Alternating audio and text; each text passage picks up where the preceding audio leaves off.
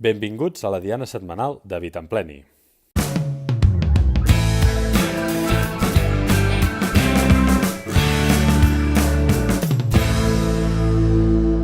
Soc l'Astrid Barquer i us dono la benvinguda una setmana més a aquesta diana setmanal on et proposo acompanyar-te 3 minuts del teu dilluns per animar-te a un repte per millorar la teva salut. Ja tens el teu te a punt? Som-hi, doncs!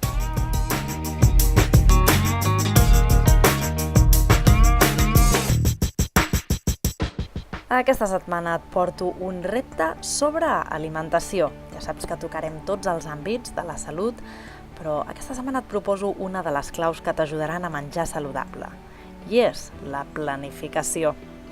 Quantes vegades has acabat menjant un precuinat o un pa amb tomàquet, o uns biquinis, o no sé, només fruita o un iogurt per culpa que et fa mandra fer-te el sopar? I que feixuc que es fa veure que s'acosta l'hora de menjar i que no tens ni idea de què cuinaràs. Obres la nevera i està mig buida i no saps què inventar-te amb el que t'hi queda.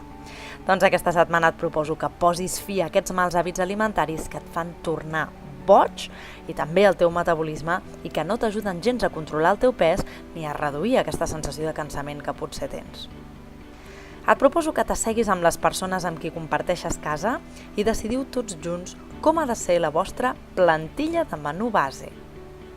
Heu de crear això, una plantilla on apareguin totes les franges dels àpats que feu a casa i que us heu de cuinar. També inclogui aquells que t'has de cuinar a casa encara que te'ls mengis amb una carmanyola a fora. Decidiu, en cada franja, quin tipus de grup d'aliments menjareu, tenint en compte, esclar, una alimentació equilibrada i saludable. Quin dia fareu carn blanca, quin peix blau, quin llegum, quin verdura crua, quin verdura cuita, quin cereal cuinat. Tingues en compte els bàsics de cada grup alimentari perquè sigui una plantilla saludable.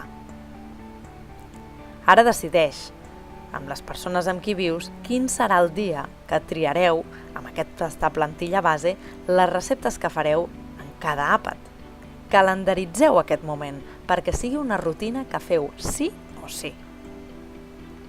Amb aquesta plantilla base ja només caldrà que decidiu quin tipus de recepta fareu en cada àpat. Per exemple, si us toca verdura en crema, decidiu quina crema de verdures fareu, si la fareu de carbassó, si la fareu de carbassa, o potser a l'estiu més un gazpacho, un salmorejo, una vichyssoise. I si de segon plat heu decidit que aquella franja horària feu peix blau, decidiu si feu salmó, si feu orades, si feu sardines i com els cuinareu, si els fareu al forn, a la papillot, potser a la planxa. Mentre decidiu aquestes receptes, heu de fer paral·lelament una llista de la compra amb tot el que necessiteu per elaborar-ho. Tingues en compte el que ja tens a casa i només apunta allò que hauríeu de comprar. Així garantitzes que un cop tinguis comprats tots els ingredients i ja els tinguis a casa, podràs elaborar un menú saludable, aquell que vosaltres ja heu planificat, perquè no necessites anar a comprar res a última hora, sinó que ja ho tens disponible. A més, també et podràs planificar si has d'arribar tard a casa algun dia i amb algun cuinat més llarg ja l'has de deixar prefet o l'has de deixar fet el dia abans o encara més abans i deixar-ho congelat o a la nevera. I s'hauran acabat els maldecaps per pensar què menges i per no repetir que no sigui avorrit. I sobretot s'haurà acabat mal menjar, ja que planificar és la clau. Vinga, t'ho resumeixo, que ja sé que els dilluns les coses costen. Hem quedat, doncs, que t'asseus amb les persones amb qui vius i feu una plantilla de menú bàsic. Quan tingueu aquesta plantilla feta amb grups alimentaris, ja podeu fer amb ella cada setmana una decisió de quines són les receptes que feu tenint en compte aquest plantilla de menú base.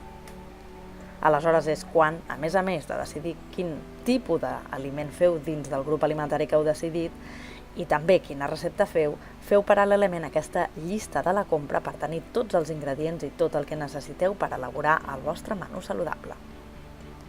I com a últim, tingueu en compte que aquesta planificació us permetrà no només tenir tot el que necessiteu i fer un menú saludable, sinó també que pugueu prevenir i deixar-vos cuinat aquells àpats que potser arribareu més tard o estareu sols amb els nens o potser pel que sigui ja previndreu que estareu més cansats i tindreu menys ganes i menys temps per cuinar-vos-ho. I així segur que no tirareu de qualsevol altre processat o precuinat que no és gens saludable per tu. I per últim, només dir-te que si no saps què vol dir un menú sa i equilibrat, que si necessites ajuda per fer aquesta plantilla base, doncs que et posis en contacte amb un professional de l'alimentació perquè et poden ajudar a fer aquesta plantilla de menú base ideal per tots els integrants de la vostra família i també adequat al vostre modus vivendi. Pensa que amb una sola sessió d'1 hora pots resoldre aquests dubtes i a més sortiràs amb una plantilla base que et pot ajudar a planificar millor els teus hàbits alimentaris. Val la pena, és una inversió en salut, jo sempre ho dic. Comparteix els teus menús amb l'etiqueta plantilla menú perquè ja saps que l'actitud saludable s'encomana i vull que tu en siguis un ambaixador. Ens tornem a parlar la setmana que ve amb un nou repte per trobar-te millor i de la manera més fàcil. Que tinguis molt bona setmana.